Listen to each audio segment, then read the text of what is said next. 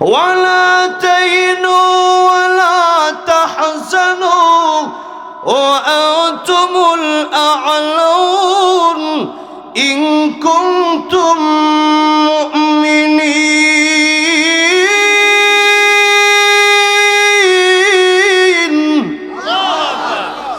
যদি ইমানদার হতে পারো, আল্লাহ কয় না যে হাজার হাজার লক্ষ লক্ষ অনেক বেশি ইমানদার আমি আল্লাহ খুঁজি। আল্লাহ বলেন না, যদি ইমানদার হতে পারো। বদরের 313 ইমানদার আর অন্যদিকে হাজার হাজার কাফের, পারছে? 313 ইমানদারের সাথে পারছে? পারে নাই। তো সেই জন্য ইমানটাকে মজবুত করা লাগবে, ইমানটাকে আমাদের দামি বানানো লাগবে। ইমানের সেই বড় সম্পদ এই পৃথিবীতে আল্লাহ কাউকে দেন নাই। ইমান হচ্ছে সবচেয়ে বড় সম্পদ। ইমান এত বড় সম্পদ যেটা ডোনাল্ড ট্রাম্প আমেরিকার প্রেসিডেন্ট, কিন্তু এই আমেরিকার প্রেসিডেন্ট হইলেও ডোনাল্ড ট্রাম্পের কিন্তু ইমান নাই। যার ইমান নাই সে জাহান্নামে যাবে, চিরস্থায়ী জাহান্নামে।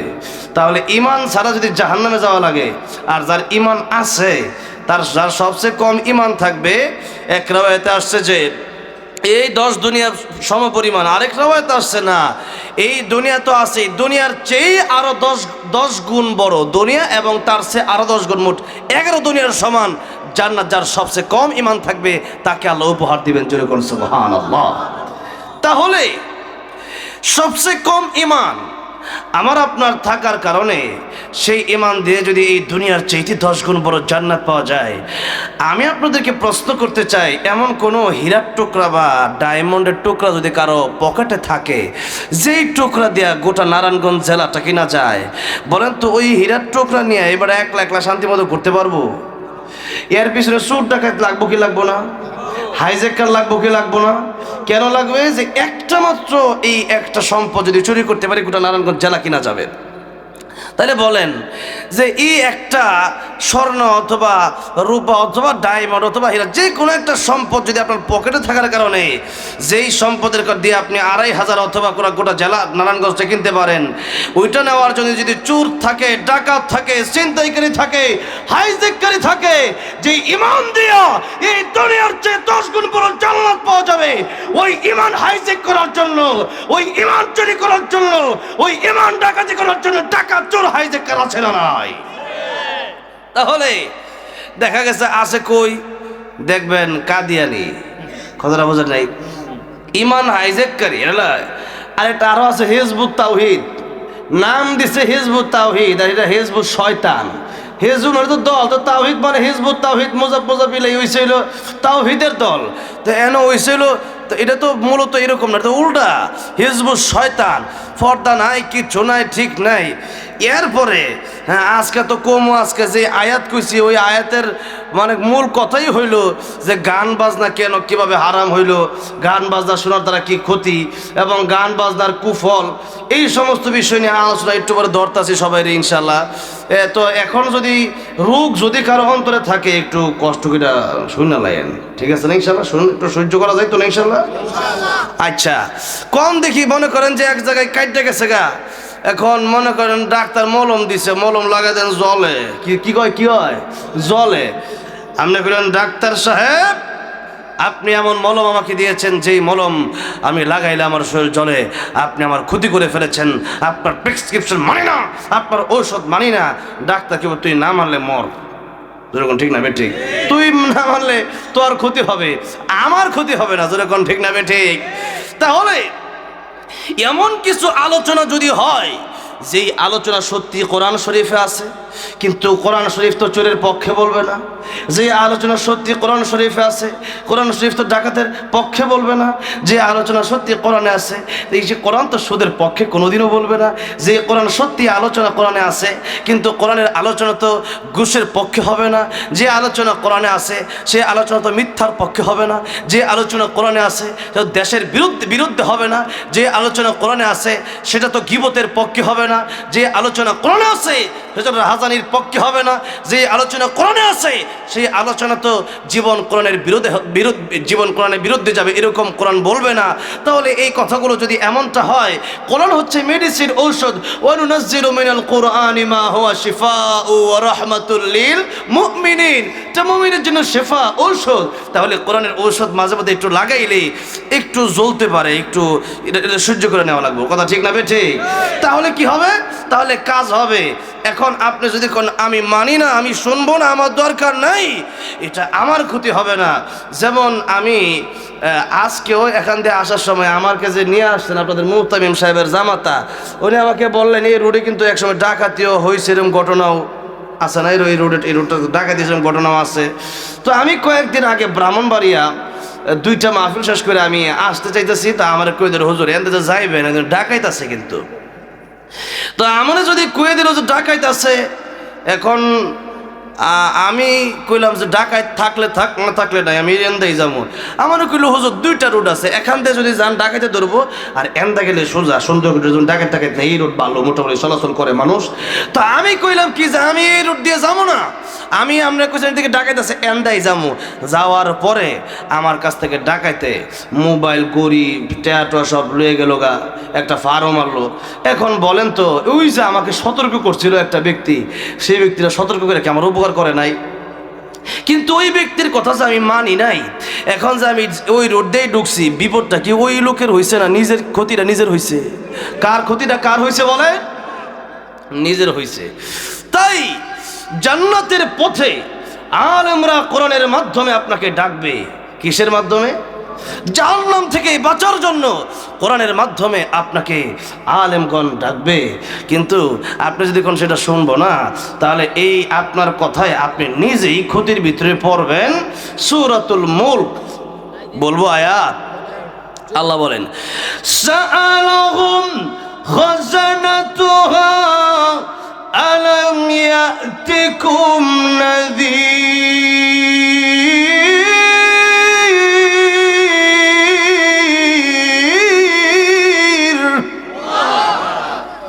সাআলাহুম, জাহান্নামীদেরকে প্রশ্ন করা হবে যে তোমাদের কাছে কি ভীতি প্রদর্শনকারীরা যায় নাই? এলাকার ভিতরে কি ওয়াজ মাহফিল হয় নাই? তোমাদের এলাকা থেকে তাফসীরুল কোরআন মাহফিল হয় নাই? কোরআনের দাওয়াত নিয়ে কি তোমাদের কাছে আলেমগণ যায় নাই? তখন কালু, তারা বলবে, আল্লাহ বলতেছেন কালু বালা قد جاءنا نذير।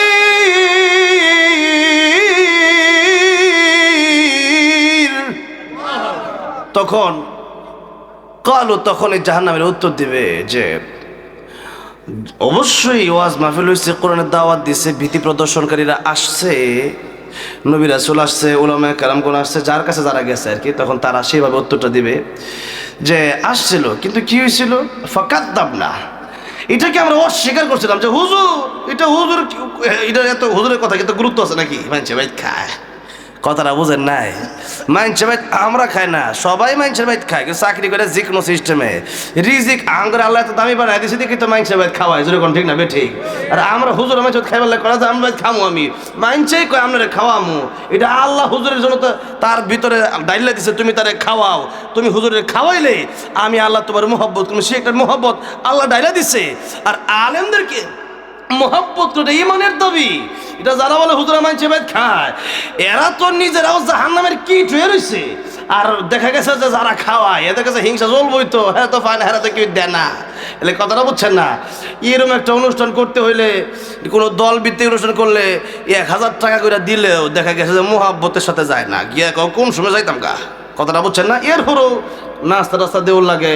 আর এই ওয়াজ মাহফিলও যারা আসছে, কি বিরিয়ানির লাগিয়া খিচুড়ি জিলাফি টিলাফি আসেনি নাই গা, টাকা পয়সা উল্টা আরো পকেট থেকে 2000 টাকা মাদ্রাসা লাগিয়া, যেরকম ঠিক না বে ঠিক? এই যে মোহাব্বত করে, এই যে ভালোবাসে, এটা তো আল্লাহর জন্য ভালোবাসা। এটা কার জন্য ভালোবাসা? আল্লাহর জন্য ভালোবাসা। ওয়াল্লাযীনা আমানু আশাদ্দু হুব্বান লিল্লাহ,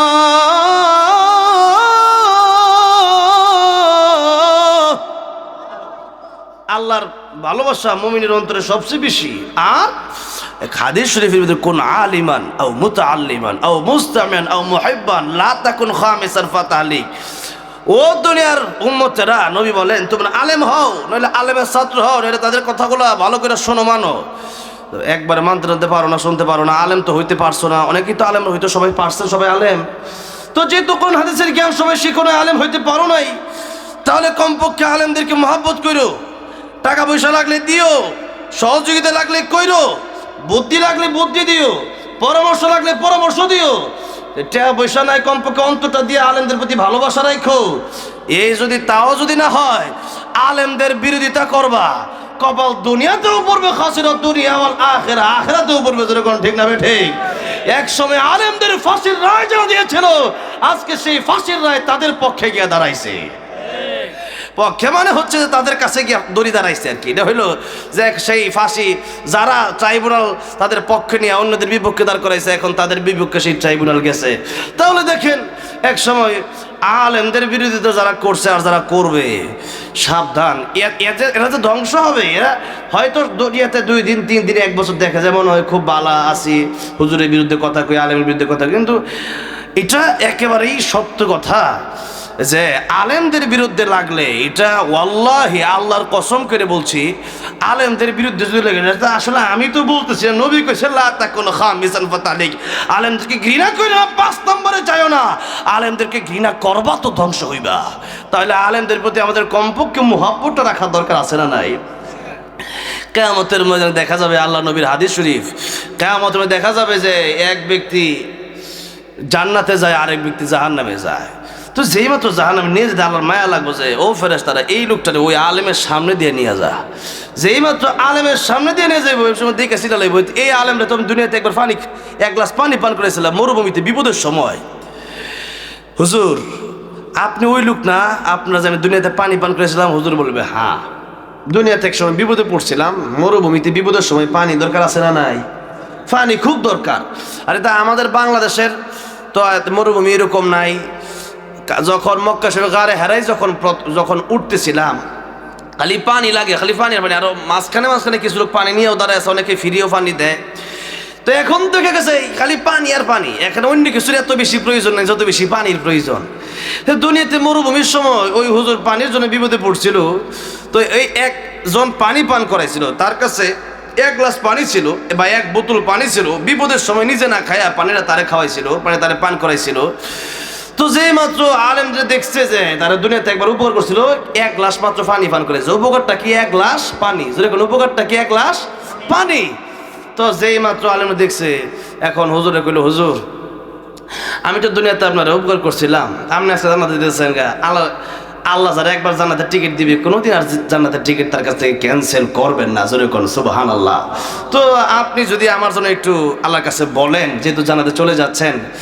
তো এমন সময় হুজুর বলবে, কথা ঠিক, তুমি দুনিয়াতে আমাকে উপকার করেছিলে। তখন উনি ডেকে বলবে, আল্লাহ এই লোকটা দুনিয়াতে আমাকে উপকার করছিল বিপদের সময়, আল্লাহ আজকে লোকটা বিপদে পড়ছে, কিয়ামতের ময়দানে আল্লাহ তোমার দয়া মায়া ছাড়া যাওয়ার জায়গা নাই।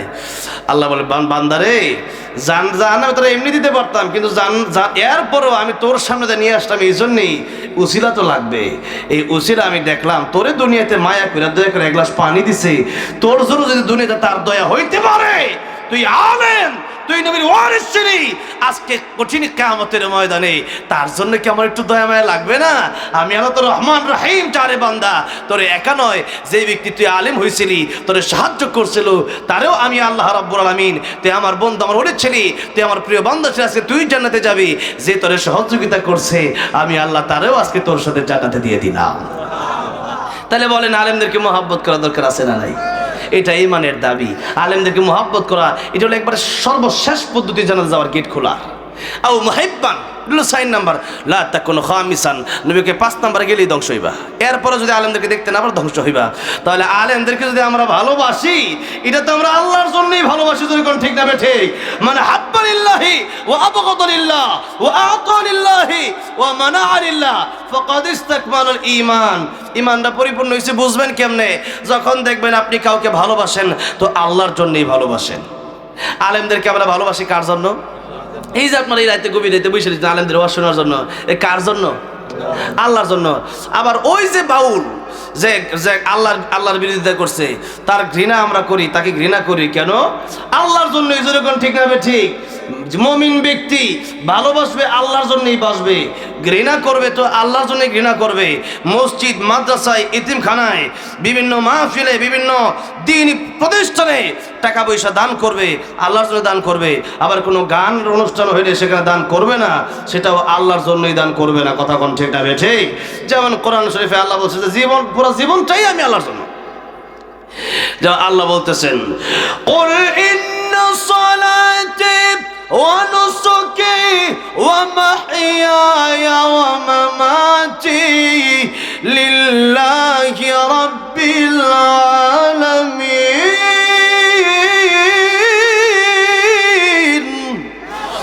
আল্লাহ বলেন, নবী আপনি বলেন, নিশ্চয়ই আমার নামাজ, আমার কোরবানি, আমার জীবন, আমার মরণ সব কার জন্য?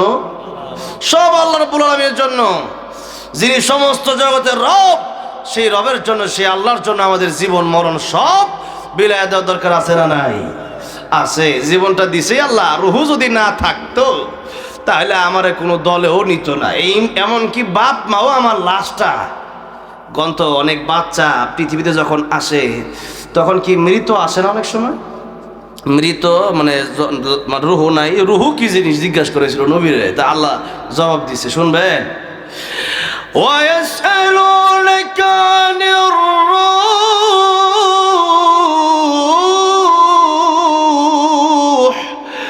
قُلِ الرُّوحُ مِنْ أَمْرِ رَبِّي وَمَا أُوتِيتُم مِّنَ الْعِلْمِ إِلَّا قَلِيلًا। আল্লাহ বলেন, নবী আপনাকে রুহু সম্পর্কে জিজ্ঞাসা, আপনি বলেন রুহু হচ্ছে আল্লাহর হুকুম। আর পৃথিবীর মানুষ তোমাদের জ্ঞান খুবই কম। এই রুহু সম্পর্কে যাচাই বাছাই অনেকেই করতে গেছে, কিন্তু রুহু তালাশ করে পাইছে না। যে কেউ কোনোদিন রুহু দেখছেন? মানে আমার বাড়ি, আমার ঘর, আমার হাত, আমার পা, আমার টাকা, আমার পয়সা, আমি কই? আমি কই? এই যে আমি যে কথা বলতেছি, এই যে আমি অনুধাবন করতেছি, এটাই আমি। কিন্তু আমি তো দেখা যাচ্ছে যে আমার জন্য সব করলাম, কিন্তু মানে ওই যে বাড়ি গাড়ির জন্য সব করলাম, হাতের জন্য, পায়ের জন্য, বডিটার জন্য অনেক কিছু করলাম, কিন্তু সেই রুহু যেটা আমি আসলে, সে আমার জন্য কিছু করলাম না। দেহের জন্য দুনিয়ার খাবার দরকার আছে, রুহুর জন্য আখিরাতের খাবার দরকার নাই। তো সেই খাবার তো আমি এই দুনিয়া থেকে নিয়ে যেতে পারলাম না, আমি চিন্তাও তো করলাম না। তাহলে দেখেন, রুহু, এই রুহ যার আছে সেই বেঁচে আছে। আজকে আমার রুহ না থাকলে আমি প্রধান বক্তা না, রুহ না থাকলে সভাপতি না। রুহু আছে বিদায় আজকে এত ক্ষমতা, এত পাওয়ার, এত অহংকার, এত আত্মগরিমা। রুহু আছে বলেই তো আজকে রুহু চলে যাবে। পৃথিবীর কোনো ক্ষমতা নাই রুহুটা দ্বিতীয়বার ফিরিয়ে দিতে পারে, আছে? নাই। আল্লাহ কাছে বলেন, كيف تكفرون بالله وكنتم أمواتا فأحياكم ثم يميتكم ثم يحييكم ثم إليه ترجعون।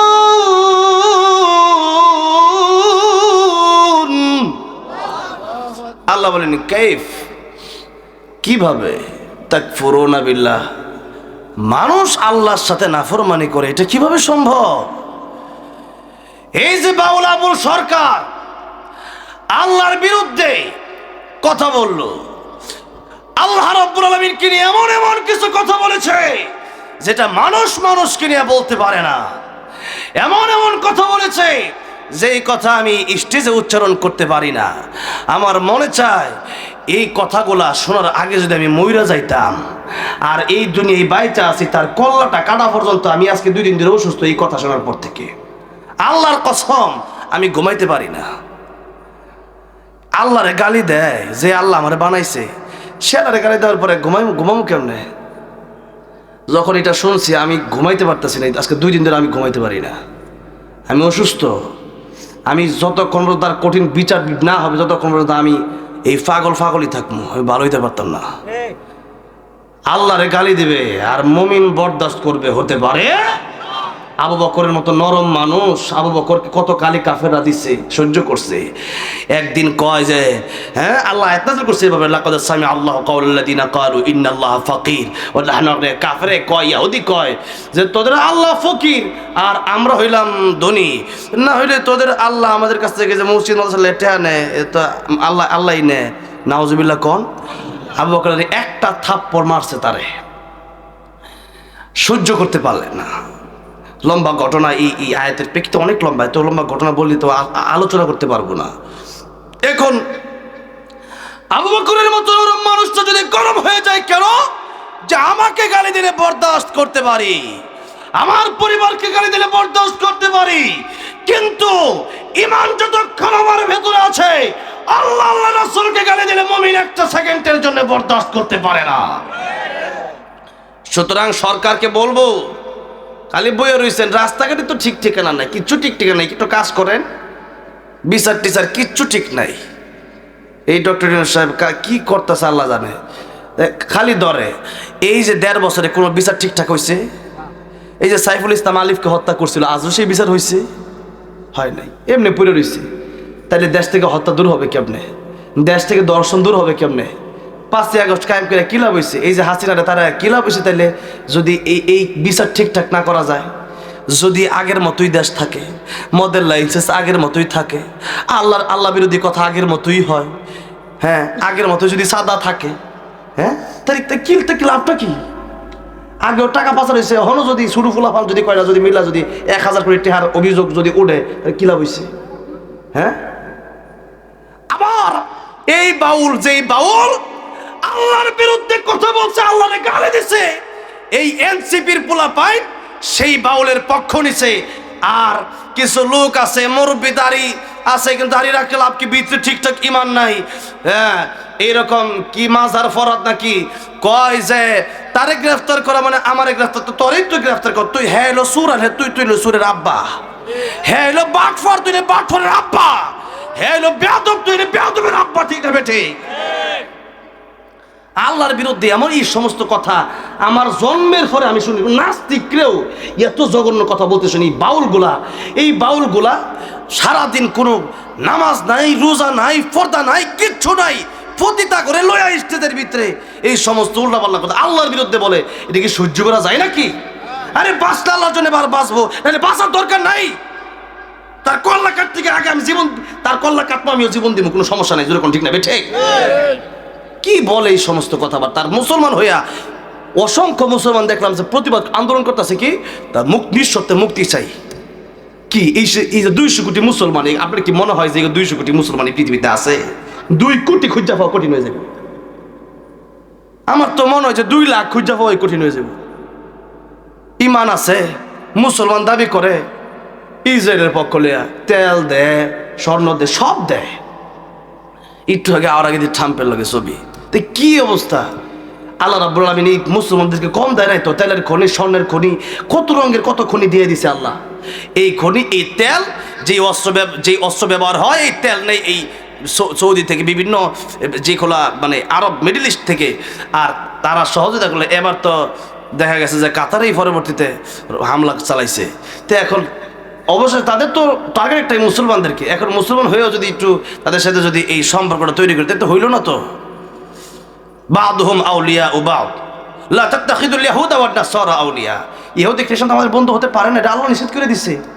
হ্যাঁ, বাদুহুম আউলিয়া ও বাদ, তারা একে অপরের বন্ধু। সেই জায়গায় আপনি তাদের সাথে সম্পর্ক করবি মানে আপনি তাদের টাকা খাইয়া ডক্টর জাকির নায়ক আসতে চায়, দেখা গেছে যে আসতে পারে কেন? ইন্ডিয়া নিষেধ করছে। কিন্তু ইন্ডিয়ার দালালি যদি এখনো চলে, তাহলে 5 আগস্টে সাইদ মুক্ত জীবন দিল কেন? যেরকম ঠিক না বেঠে? তাহলে দেখা গেছে যে আজও বাংলাদেশ ঠিক হইল না, আজও আল্লাহ বিরোধী কথা হয়, বিচার ঠিকঠাক হয় না। এরা গ্রেফতার করছেন, তো বিচার কই? ঠিকঠাক করেন। খেলাফত থাকলে তো দিন তো ঠিক থাকতো না, এটা একটা পরভারে চলে যেত। তো সেই জন্য নিজের ব্যাপারে কথা বললে কম্প্রোমাইজ থাকতে পারে, দেশ বা অন্য কিছু থাকতে পারে, কিন্তু সাবধান, আমার দেশের চেয়ে আমার ইমান বড়, আমার জীবনের চেয়ে আমার ইমান বড়, আমার মা বাবার চেয়ে আমার ইমান বড়, আমার সমাজের চেয়ে আমার ইমান বড়, আমার ক্ষমতার চেয়ে আমার ইমান বড়, আমার টাকা পয়সার চেয়ে আমার ইমান বড়। আমার ইমান রক্ষার জন্যে আমি আমার আল্লাহর ইজ্জত সম্মান রক্ষার জন্যে জীবন দিতে পারি কি পারি না? এই জীবন দেওয়ার জন্য আমরা খুশিতে আমরা জীবন দিয়ে দিতে, হাসতে হাসতে জীবন দিয়ে দেওয়া, এটা আমাদের ইতিহাস, এটা আমরা দিতে পারি। তাহলে দেখেন যে আল্লাহর বিরুদ্ধে কত কথা বলতেছে। তো এখন বলেন আল্লাহ যদি রুহুটা কায়দা লয়ে যায় গা, হ্যাঁ এমন কোনো বাপ আছে যে দিব তার রুহুটা? কিন্তু যে আল্লাহ রুহু দিল, আল্লাহ বলছেন কলির রুহ মিন আমরি রব্বি, নবী আপনি বলেন রুহু হইল আমি আল্লাহর হুকুম। তা আল্লাহর যে হুকুম, তা আল্লাহ হুকুম বলছে তুই বাচ্চা আছো, আমি মাঝে বলতেছি আল্লাহর ধৈর্য কত বেশি হইলে পরে, আল্লাহর ধৈর্য কত, তিনি সব্বার, তার ধৈর্য কত বেশি হইলে পরে এইভাবে আল্লাহরে গালি দেওয়ার পরে আল্লাহ ডাইরেক্ট ঠাডা তারা মাইরা লাই না এখনো, জোরে কোন ঠিক না বেটি? তাইলে রুহু আল্লাহ দিছে বিদায় এখন বাইচা আছি।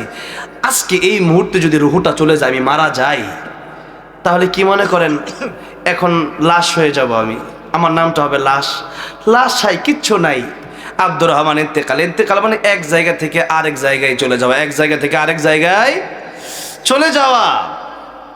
এখন এই মুহূর্তে আমি এই আলোচনায় বসে আমার মরণটা হইতে পারে কি পারে না? জোরে কোন পারে কি পারে না? আল্লাহর নবী বিশ্ব নবী রাহমাতুল লিল আলামিন, আল্লাহ তাআলা রব্বুল আলামিন, আর আমার নবী রাহমাতুল লিল আলামিন, যিনি যত জগতের জন্য আল্লাহ রব, যত জগতের জন্য আমার নবী রহমত ঘোষণাটা কার? আলহামদুলিল্লাহি রাব্বিল আলামিন। আর আমার নবীর ব্যাপারে আল্লাহ বললেন ওয়ামা আরসালনাকা ইল্লা রাহমাতাল লিল আলামিন। রাহমাতুল লিল আলামিন নবী কোরআনে প্রমাণ, আশিক বিনে কে বুঝিবে আমার দয়ার নবীর শান। বলেন না, আশিক বিনে কে বুঝিবে আমার দয়ার নবী আমার মদিনারে বলবো আমার আল্লাহ ভালোবেসে নামটি দিলেন হাবিবে রাসূল। আল্লাহু আকবার। ওই নবীকে ভুল বুঝিলে থাকবে না ঈমান, আশিক বিনে কে বুঝিবে আমার দয়ার নবীর শান। কথা ঠিক না বে ঠিক? আমার নবী রাহমাতুল লিল আলামিন নবী, রাহমাতের নবী হইয়া তিনি বললেন ও আমার সাহাবীরা রে, আমি নবী রাহমাতুল লিল আলামিন, মালাকুল মাউত আজরাইল আমার গায়ে হাত দিলে অনুমতির প্রয়োজন আছে। অনুমতি না নিয়ে মালাকুল মাউত আল্লাহর নবীর গায়ে হাত দিতে পারে না। তাই আমার নবী রাহমাতুল লিল আলামিন নবীর যখন মৃত্যু হয়েছিল, মৃত্যুর আগে মালাকুল মাউত আজরাইল আমার নবীর কাছ থেকে অনুমতি নিয়েছিলেন কি নেন নাই? জোরে বলেন। একবার নয়, দুইবার নয়, তিনবার নবীর কাছ থেকে মালাকুল মাউত অনুমতি নিয়েছিলেন। অনেক লম্বা ঘটনা, তা আজকে আর আমি বলতে পারবো না। আমার নাই বলেন ও সাহাবীরা, আমার কাছে মালাকুল মাউত আসলে অনুমতির প্রয়োজন আছে। এরপরেও আমি নবী রাহমাতুল লিল আলামিন নবী এতটুকুন গ্যারান্টি দিতে পারি না যে নামাজের পরেই ডান দিকে সালাম ফিরাইয়া বাম দিকে সালাম ফিরাবো। এতটুকু গ্যারান্টি আমি বিশ্ব নবী তোমাদেরকে দিতে পারি না। আল্লাহর নবী যদি জীবনের গ্যারান্টি দিতে না পারেন, আমার মতো ছোট মধ্যে কোনো মধ্যে জীবনের গ্যারান্টি দেওয়া সম্ভব না। যে কোনো সময় মালাকুল মাউত এসে বলতে পারে এটা হলো মুসাফির খানা। এটা কি খানা? ইহা হাম সব মুসাফির হায় ওহি আখির ঠিকানা, কোই আগে রওয়ানা হয় কোই পিছে রওয়ানা। চলে যেতে হবে মুসাফির। আমি এই যে আসছি, কালকে বেরিয়েছিলাম গাজীপুর থেকে এসে লালমনিরহাটে বিমান থেকে নাইমা ডাইরেক্ট এখানে আসছি, মানে ওই মাহফিল করে এখানে আসলাম, এখনো বাসা যেতে পারি নাই। তো কাপড় যে এটি লইছি এটি, আর কাপড় টাপড় নাই। তা আমি জানি যে এত কাপড় লয়ে কেরা মানে কি আর সারা জীবন থাকমু, অল্প কিছু করে সময় থাকমু, আবার তো বাইতে মজুরি কোন ঠিক না বে ঠিক। তো ঠিক তেমনি ভাবে দেখা গেছে আমাদের প্রস্তুতি এমন হওয়া লাগবে যে জান্নাত হইল আমাদের আসল বাড়ি, সেখানে আদম আলাইহিস সালাম ছিলেন, হাওয়া আলাইহিস সালাম ছিলেন, সেই জান্নাত আমাদের আসল বাড়ি। এখন আমাদের ঘুরে ফিরে আবার জান্নাতে যেতে হবে, এবং জান্নাতে যাওয়ার জন্য যেই কাজগুলো কোরআন হাদিস বলছে ওই কাজগুলো আমাদের করতে হবে, আর যেগুলো নিষেধ করছে এগুলো আমাদের ছাড়তে হবে, তবেই তো জান্নাতে যেতে পারবো। যেরকম ঠিক না ঠিক। যেমন দেখেন যে আল্লাহ রাব্বুল আলামিন বলতেছেন সফলতা কিসের ভিতরে, আল্লাহ বলতেছেন সফল কিভাবে আমরা হবো, এটা কি আমরা বুঝি বেশি না আল্লাহ বেশি বোঝে? আল্লাহ বোঝে। একটা মাইকটা যে বানাইছে, এখন মাইকটা সম্পর্কে আমার ধারণা আছে না, যে বানাইছে তার ধারণা বেশি, তার ধারণা বেশি। তা আমাদেরকে আল্লাহ বানাইছে, তো আল্লাহ বলতেছেন যে ফামান যুহযিহা আনিন নার ওয়া উদখিলাল জান্নাতা ফাকাদ ফাজ ওয়া মাল হায়াতুদ দুনিয়া ইল্লা মাতাউল গুরুর।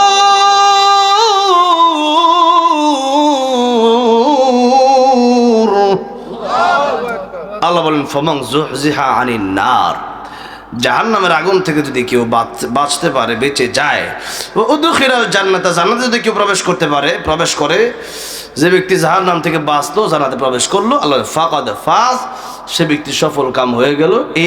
এটাই হচ্ছে সফলতা। জান্নাতে যাইতে পারলে আর জীবনে কোনোদিন মরণ হবে না, জীবন আর কোনোদিন কি হবে না, মরণ নাই।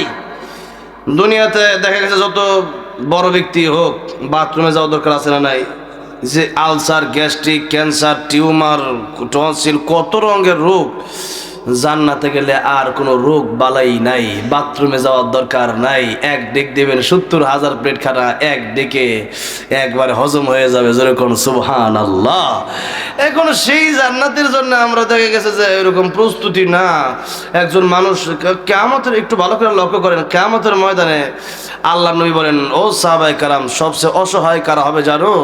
সবচেয়ে অসহায় হবে তারা যারা বান্দার হক নষ্ট করে, যারা বান্দার হক নষ্ট করে। তো কিয়ামতের মধ্যে দেখা যাবে যে অনেক নেক আমল, নামাজ আছে, রোজা আছে, হজ যাকাত অভাব নেই, চুরিও করছে, কুরবানিও দিছে, মানছে জমিও মারছে, এই জমিতে আবার মসজিদও করছে। কথা আল্লাহ কি মানে বোঝে না? না, আমরা যা করি আল্লাহ বোঝে না। একজন কি রে, দুধের লগে পানি মিশাই নিষেধ, হ্যাঁ আমি দুধের লগে পানি মিশাইছি না, আমি পানির লগে দুধ মিশাইছি। কথাটা বোঝে নাই? এগুলা বাটফারি কি আল্লাহ বোঝে না? যেরকম বুঝে কি বোঝে না?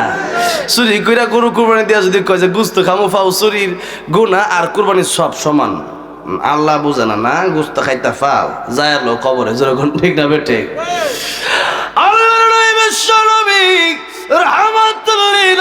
বলছেন পৃথিবীর মানুষেরা রে, কিয়ামতের কঠিন ময়দানে সবচেয়ে অসহায় তারা হয়ে যাবে। নেক আমলও থাকবে, আবার দেখা যাবে মানুষ তাদের কাছে পাওনাও থাকবে, না কেবলের অভাব নাই, আবার দেখা যাবে মানুষের হক নষ্ট করেছে। দেখা যাবে নেক আমল যেমন জান্নাতে যদি চাইবো, এমনি একজন গিয়ে কেউ খারাও 10 কাটা জায়গা ছিল আমার, তুমি তোমার নামে বাটফারি কইরা সিস্টেমে উকিল তোমার, পুলিশ তোমার, সব কইরা লয়ে গেছো তুমি। আজকের কিয়ামতের কঠিন ময়দানে আল্লাহর কাছে আমি বিচার দেব। আর আল্লাহ বলেন ইন্না সাআতা আতিয়াতুন আকাদু উখফিহা লিতুজজা কুল্লু নাফসিন বিমা তাসআ। কিয়ামত আমি আল্লাহ কায়েম করবো, এটা আল্লাহ আমি গোপন রাখছি। কিয়ামত আল্লাহ সুবহানাহু আজকে করা সম্ভব না। তাই এই আয়াতের ব্যাখ্যা যখন করি, অনেক লম্বা ব্যাখ্যা এই আয়াতের, একটা আয়াতের কথা বলতে গেলে 3-4 ঘন্টা সময়, আয়াতের তাফসির শেষ হয় না। যে আমি আল্লাহ কিয়ামতকে গোপন রাখছি, আমাদের মরণ এটাও একটা মান মাতা ফাকাত কামাত কিয়ামাতুহু, তো গোপন তো রাখছি, এটা যাকে নিয়ে কথা না করে এরপর একটা শোনেন লিতুজজা কুল্লু নাফসিন বিমা তাসআ। কিয়ামতের ময়দানে আমি আল্লাহ কেন কায়েম করবো, সেটা হচ্ছে যে প্রত্যেক নফসের বদলা আমি আল্লাহ দেওয়ার জন্য কিয়ামত কায়েম করব। দুনিয়াতে সবাই সঠিক বিচার পায় না, যেরকম ঠিক না বেঠিক? দুনিয়াতে দেখা গেছে যে অনেক সময় কালো টাকার কারণে বিচার পায় না, অনেক সময় ক্ষমতার বাহাদুরির কারণে বিচার পায় না, অনেক সময় আত্মীয়তার কারণে বিচার পায় না। যে যেমন দেখা গেছে যে প্রবাসে অনেকেই যায় না, তো দেখা গেছে যে আমাদের দেশ থেকে যারা প্রবাসে দাঁড়ালে তো দেশটা বইরে গেছে। এই দেশ থেকে সৌদি আরব যাবে বা দুবাই বা মনে করেন মালয়েশিয়া যাবে, যাইতে লাগে 2 লাখ 3 লাখ সব মিলে সব কিছু। এখানে দালাল টাকা নেই 10 লাখ, জমি জমা বিচ্ছের ফলে যাওয়ার লাগে। তো টাকা কে খায়? দালালে 7 লাখ নিয়ে নিছে। আমি কাতারে যাওয়ার পরে আমার এক লোক কইলো, হুজুর এই লোকটা খুব বড় লোক হয়েছে, কেমনে জানা কেমনে? দালালি করে বড় লোক হয়েছে কেমনে? কারণ একটা ছোট একটা কাজ লাগবে, ওই দেশে আইসি, একামা নাই, কার্ড নাই, কার্ড তো লাগে এই দেশে থাকতে হইলে। আমার যেরকম কাতারে কার্ড আছে, আমি পার্মানেন্ট কাতারে, তো সেখানে একটা কার্ড লাগে থাকতে হইলে, তো সেটাতে ওইটা বানাইতে আবার টাকা লাগে, একটা সরকারি ফি আছে দেওয়া লাগে। তো দেখে গেছে যে কথার কথা 2 লাখ 12 লাখ 3 লাখ টাকা 1 বছর করলে, তারপরে যত বেশি করবেন তো তেমন টাকা পয়সা লাগবে। এখন আপনার কিছু লোক আছে, যখন দালাল যখন বিদেশ লয়ে গেল, আপনার কাজও দেয় না, কার্ডও দেয় না, আপনার থাকার ভালো একটা ব্যবস্থাও দেয় না। তখন আপনি দেখা গেল বিপদে পড়ে কইলেন যে ভাই যা গেছে গেছে, আমি দেশে থাকতাম না, মা নাই বাপ নাই, কেউ জিগাও না কেমন আছো, কত কষ্টের জায়গা, রোদ আর রোদ, এই দুবাই কাতার মিডল ইস্টে বিশেষ করে, তো এত কষ্টে আমি থাকতে পারতাম না। দেশের খাও নাই, ভাত আলু ভর্তা যে মজা লাগে, বিদেশে গিয়ে দিয়েছে, আমার বুফে বয়ে দিছে। এক হোটেলও গেছি, এই বাংলাদেশের এক কোম্পানির এক মালিক, সে তার এক হোটেলে আমার হাফেজ না বিশ্বজিৎ হাফেজ, আমনগর এলাকার আবু রাহেনও গেছিল, তো তাকরিম অনেক হাফেজ, তো একটা ফ্ল্যাট ভাড়া লইছে, একটা হোটেল, ওখানে অনেকগুলো রুম আছে ভিতরে। একদিনের ভাড়া 8 লাখ, একদিনে ভাড়া কত? তো যারটা আছে বেটা যায় কি কম ভাড়া রাখছে আমার কাছে। আমি 300 টাকার হোটেল ওই লইছি, সমস্যা নেই, কথাটা বুঝছেন না? তো এখন মনে করেন যে সেখানে রাখছে, কেন খাউনটা কি বুফ 250-300 পদ খাউন, আমি খাইয়া দিয়ে আমার কিচ্ছু ভাল লাগে না। আমি ডিম পাইছি, না বাংলাদেশি ডিম তো সব দেশে আছে, আমি ডিম খাইয়া বাসি, কথাটা বুঝছেন না? এমন এমন খাবার খাওয়া যায় না, এত মঙ্গের খাবার বিদেশে। দেশের যে মজার খাবার, এই যে আমরা ভাত খাই, দেশে তো এরকম ভাত টাত খায় না, রুটি খায় বা অন্যান্য অনেক খাবার তারা খায়, ইত্রি লিয়া বয় আর কি। তো এই যে দেখেন, দেশের আমাদের নিজের দেশে যদি একটা কালচারে বড় হয়েছি, বিদেশে গেলে দেখা যায় ওই কালচারটা পাওয়া যায় না, বাসা মিলে না, হ্যাঁ মায়া মোহাব্বত মিলে না। তো সেখানে যাওয়ার পরে এখন কইছে যে ভাই আমি আমার আনছেন যাওয়ার একটু বাংলাদেশ যাওয়ার ব্যবস্থা করে দেন। তো এখন কয় যে খালি ঘুরায়। তো একদিন কইলো যে ভাই কি একটু ব্যবস্থা করে দেন না, যে এখন ব্যবস্থাটা কেমনে হবে, যে তার উপরে সিনিয়র যে ব্যক্তি কফিল, তারে কইলে দেখা গেছে যে এটা সাধারণভাবে হয়ে যায়, দেখা গেছে যে এটা 50,000 1 লাখ টাকার ভিতরে এটা শেষ হয়ে যায়। কিন্তু হয়ে কয় যে এইটা আমি ম্যানেজ করে দিতে পারি, তো আরো 5 লাখ লাগবো, কথাটা বুঝছেন না? এইভাবে কইরা মানুষের বিপদের সময়, তখন তো মানুষ বিপদে পড়ছে, কি করবে আর, বিদেশে আছে মালয়েশিয়া, সিঙ্গাপুর, কেউ দুবাই, কেউ সৌদি আরব। তখন দেখা গেছে এইরকম টাকাটা, এই টাকাটা দেখা গেছে যে তার দেওয়া লাগে, বিপদে পড়ে টাকা লাগে 50,000 নিচে 5 লাখ টাকা। এই যে জুলুম করলো, এখন বিদেশে যাওয়ার সময় দেখা যায় এরকম জুলুম আছে না নাই, টেহা নিছে কিন্তু বিদেশে আর লয়ে জানা। তো এমন হওয়ার পরে তো এখন এই লোক গিয়ে বিচার দিছে চেয়ারম্যান সাহেবের কাছে, চেয়ারম্যান সাহেব এই লোকটাই কাজ করছে। চেয়ারম্যান সাহেব কয় আমি যে এলাকাতে আছি, হ্যাঁ হইলো আমার একটা ডাইনাত, হ্যাঁ আমার শক্তি, যে তোমার টাকা নিছে, হ্যাঁ ক্ষমতা অনেক বেশি, লাঠিয়াল বাহিনী তার আছে, আমি তার বিরুদ্ধে গেলে আমার চেয়ারম্যানে টিকতো না বেশি দিন, হ্যাঁ আমার হতে লাগবো।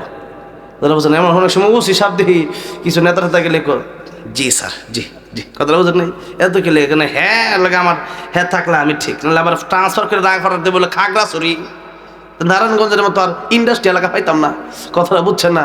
তো এখন দেখা গেছে যে মাত্র চেয়ারম্যান সাহেবের কাছে কইছে, চেয়ারম্যান সাহেব কইতাছে যে এত লাঠিয়াল বাহিনী বিশাল, তার ক্ষমতা আছে, আমি বেশি কথা কইতে গেলে কিন্তু আমার চেয়ারম্যানই থাকতো না। বাবা রে, কিয়ামতের দিন আল্লাহ তোমার দিয়ে দিব, যাও গা আল্লাহর কাছে চাইও। আচ্ছা হ্যাঁ কি বিচার পাইছে না ওয়াজ পাইছে? আর তো জোরে কোন বিচার না ওয়াজ? তো ওয়াজ তো আমরা কইছি, চেয়ারম্যান সাহেব কি করতো?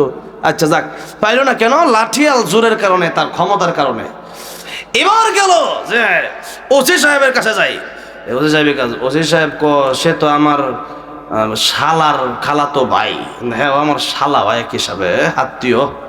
আমার দেশে দেখবেন যে ক্ষমতায় যা হ্যার কেমনে কেমনে জানি হ্যার ভাইয়ের খালাতো ভাই, তালাতো ভাইয়ের মামাতো ভাই হয়ে জানাইছে। যে এতদিন কইছে যে হাসিনা আপা তো আমাদের দাদি চাচি এই সেই, এখন ডক্টর নিউজ হয়েছে আমাদের আত্মীয়, আমাদের ফুফার ভাই লাগে, কথাটা বোঝেন নাই? আসিফ মাহমুদুল্লাহ আমার ছোট ভাই, ওই আমাদের ভাই বারাদার, মানে এই সমস্ত হইল অবস্থা। তো এই হইল এক যে আসে ওই দিকে যায়। এখন দেখেন যে মাত্র পাইলো এখন পাইলো না আত্মীয়তার মহব্বতের কারণে। এবার টিউনের সাহেবের কাছে যাব। টিউনের সাহেবের বাড়িতে হ্যাঁ যাওয়ার আগে হ্যাঁ বুঝছে যে লাস্টে টিউনের সাহেবের কাছে যাইতারে টিউনের সাহেবের ক্ষমতাটা বেশি। এখন সে আগেই কি করছে, টিউনের সাহেবের বাইরে গিয়ে উঠছে। টিউনের সাহেব গেছে ডিউটি গিয়া খালি তার বউ ওয়াইফ বাসায়। এখন দরজার সামনে যখন যাই গেছে, মানে যে লোক বিচার দিব হের আগেই গেছে ওই লোক যে লোক 10 লাখ টাকা মাইরা দিছে। গেছে কেমনে, বোয়াল মাছ লইছে 10 কেজি, ইলিশ মাছ মনে করেন লইছে কতগুলা, এরপরে মনে করেন যে মিষ্টি লইছে 10 কার্টন, এরপরে আবার বেগুন মনে করেন কিছু হালকা সবজি, কাঁচামরিচ, দৈন্য পাতাও লইছে, পান সবারই লইছে। তো এখনই তো কিছু লওয়ার পরে শাড়ি লইছে, এটা জামদানি শাড়ি, হ্যাঁ 20,000 টাকা দামের শাড়ি যেই মাত্র লইছে। এখন ঘরের সামনে গিয়া কলিং বেল দিছে। যারা বেশি বড় লোক, এখন যারা সাধারণ বড় লোক এতটা ফাত্তর লাগা রায় এটা দেখে কাটা আইসে বাইরে, ঠিক না? অনেক দেখবেন অনেকে দরজা দিতে আসে। আর যারা বেশি বড় লোকের এত দূর দেউল লাগে না, বইয়া বইয়া সিসি ক্যামেরা দেখে ঘরের বাইরে কাটা আইসে। তো টিউনের সব তো বড় লোক মানুষই সিসি ক্যামেরা দেখছে, আরে বাবা রে বাবা 10 কার্টুন মিষ্টি, জামদানি শাড়ি, এরপরে বোয়াল মাঝে বড় বাবা রে বাবা। কেডা এটা, কেডা তুমি? আম্মা একটু খোলে না, আমি আপনার ধর্মীয় ফুলা। কি ফুলা? কি ফুলা? আম্মা একটু খুলেন। বাবারে এমন মা তো, এটা তো ডাইরেক্ট রেডিমেড সন্তান। এমন মা তো জীবনে কোনোদিন সন্তানও ডাকছে না। তো কি হয়েছে বাবা? খুলেন না আম্মা যান, খুলে দেখবেন তো। খুলি যেতে কিছু লেগেছে বহুত কিছু। এমনি যখন খুলছে এমনি কয় আম্মা এই যে দেখেন অনেক কিছু নিয়েছে রাখেন। তুমি কে? আমি আপনার ফুয়া, আপনি মহব্বত করি, আপনি টিউন সাহেব, আপনি কে না চিনি? আপনি আমরা চিনি না, আমি কিন্তু আপনারা চিনি। এখন দেখা গেছে আমার একজন জিজ্ঞেস একদিন যে হুজুর আপনি আমার চিনেন? আমি কই না। কই এটা কেমন কথা? আপনার সামনে একদিন ভাই ওয়াজ শুনলাম, আমি কদিন প্রত্যেকদিন ওয়াজ করি, কত জীবনে কেমনে চিনবো? কারণ এটা ঠিক হইল না। তো এখন যাই হোক, তো সে বলতেছে যে আমারও তো চিনবেন না, যে আমি যেহেতু সাধারণ একজন আপনার কর্মী বা আপনাকে মহব্বত করি। আপনি তো টিউন সাহেবের স্ত্রী, আপনাকে সবাই চিনে। তো যাই হোক চলে যাই। না আইসো একটু খায়াতে যাও। না না আম্মা যান আরেকদিন, আজকে শরীর খুব ব্যস্ত, কি বিজিটা হ্যাঁ যাই বাগা। আচ্ছা সমস্যা নাই, কোনো সমস্যা হইলে আমার জানাইও, যেই কইছে সমস্যা হইলে জানাইও। এমনি আম্মা যান আসলে দেখা গেছে কি সবসময় তো দেখা গেছে যে সমস্যা হয় না। তারপরে আমার বিরুদ্ধে একটা লোক লাগছে, এই একটা সাধারণ একটা সমস্যা আমার বিরুদ্ধে আইলে এটা আপনি টিউন সাহেব বলে দিন যাতে করে আমার বিরুদ্ধে না যায়। তো এমনি আচ্ছা চিন্তা যাও যেমন যাই হোক। এমনি টিউন সাহেব যখন রাইতের ডিউটি মিউটি শেষ করে আইসে ভাই, এমনি তার ওয়াইফ কিদাছে নেও মিষ্টি, মানে খাওয়ান টন, ইলিশ মাছ, বোয়াল মাছ, হ্যাঁ কাঁচামরিচ সব খাওয়ার পরে এরকম শোনো একটা লোক আসছিল এরকম, তার বিরুদ্ধে কোনো কেস আসলে এটা নিও না। হ্যাঁ আমি তো সবার জন্য সমান, এলাকার প্রত্যেকটা ব্যক্তি ধনী গরিব সবার জন্য আমি সমান, সবাই আমাকে শ্রদ্ধা করে, আমি একজন শ্রদ্ধার ব্যক্তিত্ব, শ্রদ্ধাভাজন ব্যক্তিত্ব, আমি কেমনি কাজ করবো? এত বড় গলায় কথা কেউ না, যদি বড় গলায় কথা কও ফেটাতে ইলিশ মাছ, বোয়াল মাছ আর মিষ্টি বাইর করে দেও, এটা কি দেওয়া সম্ভব? কি হয়েছে? ওইটা তো আনছে ওই লোক, একটা খাই হারবিরতে কাজ করবা। দেখা গেছে যে এখন দেখা যাচ্ছে কালো টাকার কারণে যেই 10 লাখ টাকা মারছে রেন্দা খরচ করছে 50,000 কথার কথা 9.5 লাখ মেরে দিছে। এই কালো টাকার কারণে, এই অবৈধ টাকার কারণে দেখা গেছে গরিব মানুষটা দিনের পর দিন করছে, জুতার তলা ক্ষয় করছে, বিচার পাইছে না। আল্লাহ বলেন না কিয়ামতের কঠিন ময়দান আমি আল্লাহ কায়েম করব, লিতুজজা কুল্লু নাফসিন বিমা তাসআ। মানুষের হক যারা নষ্ট করবে কিয়ামতের কঠিন ময়দানে তারা এত বড় বিপদে পড়ে যাবে।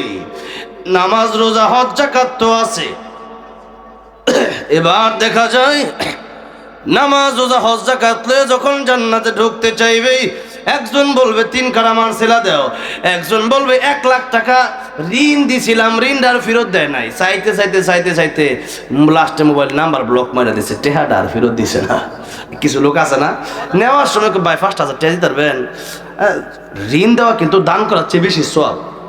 যে কোরআন শরীফের সবচেয়ে বড় আয়াত, ইয়া আইয়ুহাল্লাযীনা আমানু ইযা তাদায়ানতুম বিদাইনিন ইলা আজালিন মুসাম্মান ফাকতুবু, এই আয়াত থেকে মানে আল্লাহ বিকুল্লি শাইইন আলিম। কোরআন শরীফের পুরো একটা পৃষ্ঠা মাত্র একটা আয়াত, সবচেয়ে বড় আয়াতটা এই লেনদেন সম্পর্কে, ঋণ সম্পর্কে। তো এখন দেখা গেছে যে লেনদেন সম্পর্কে আপনি টাকা পয়সা দিলেন, দেওয়ার পরে 1 মাস 2 মাস 1 বছর চলে যায়, অনেকে টাকাটা দেয়ও না, আবার চাইতে গেলে খারাপ ব্যবহার করে, এমন লোক আছে না? আহা, কিয়ামতের ময়দানে এই লোকটাই আপনার কাছে গিয়ে বলবে, তোমার নেক আমল বেশি, আজকে আমার নেক আমল কম, ঠিক আছে, কিন্তু তোমার কাছে আমি পাওনা 1 লক্ষ টাকা। আল্লাহ বলবেন টাকাটাকে ফেরত দিতে পারবা? এখন তাকায় দেখবি সোনালী ব্যাংক, রূপালী ব্যাংক, ডাচ বাংলা ব্যাংক, আল আরাফা ব্যাংক, কিচ্ছু নাই, খালি তামা আর তামা, তামা আর তামা, উপরে সূর্য, নিচে তামা, এটা মাটি, গাছ গাছালি, কিচ্ছু নাই। কিয়ামতের ময়দান যে মাত্র টাকা দিতে পারবে না, দুনিয়ার কোনো ব্যাংক থাকবে না, আবার উলঙ্গ, পাঞ্জাবির পকেটও থাকবে না। পাঞ্জাবির পকেট থাকবো তো সৌদি আরব, পাঞ্জাবিটা বানাইছি আমি, পাঞ্জাবিটা আমার হাত দিয়ে দিছি, কথাটা বলছেন, সৌদি আরব উমরা করতে গেছিলাম কয়দিন আগে, আমি কই নাই যে আমার পাঞ্জাবি পকেট দেন, পকেট তো 2টা না, এনে আরেকটা দিছে, যেরকম ঠিক না বে ঠিক, কিন্তু কাফনের কাপড়ের পকেট যেরকম আছে। হালাল হারাম না মানে কত টাকা খরচ কামাই, এত টাকা রাখবা কোথায়, কাফনের তো পকেট নাই, টাকা পয়সা লইয়া কে কেউ কবরে গেছে, কি জবাব দিবি রে তুই আল্লাহর কাছে? ওরে মানুষ হইছ বেহুশ দুনিয়ার পিছে, ওরে মানুষ হইছ বেহুশ দুনিয়ার পিছে, কি জবাব দিবি রে তুই আল্লাহর কাছে, কি জবাব দিবি রে তুই আল্লাহর কাছে, ঠিক না না ঠিক? তাহলে কাফনের কাপড়ের পকেট নাই, এই সাউন্ডটা রাখেন, মাশাআল্লাহ, এটা সাউন্ডটা তো ভালো, আর একটু আগে দিলে ভালোই তো না। ঘুমের কারণে আর এই বাউলের কারণে অসুস্থ হয়ে গেছি, এই মানে এই কথা শোনার পর কালকে তো ঘুমাইতে পারতাছি না আর কি, মানে মনটা মানে আমি মানসিকভাবে অসুস্থ হয়ে গেছি। সাউন্ডটা এই যে এখন ঠিক আছে মাশাআল্লাহ, একটু আরেকটু রাখেন, তাহলে আরেকটু সুস্থ থাকবো আর কি, আর একটু অসুস্থ হয়ে যাবো।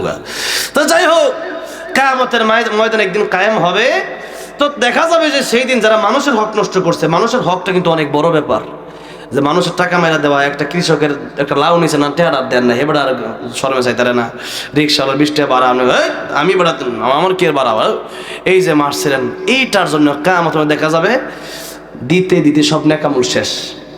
এবার দেখা যাবে নেকামল নাই, এবার বলবে আল্লাহ আমিও তো কিছু টাকা পাইতাম, একটা লাউয়ের টাকা তো পাইতাম, এটা দেখ।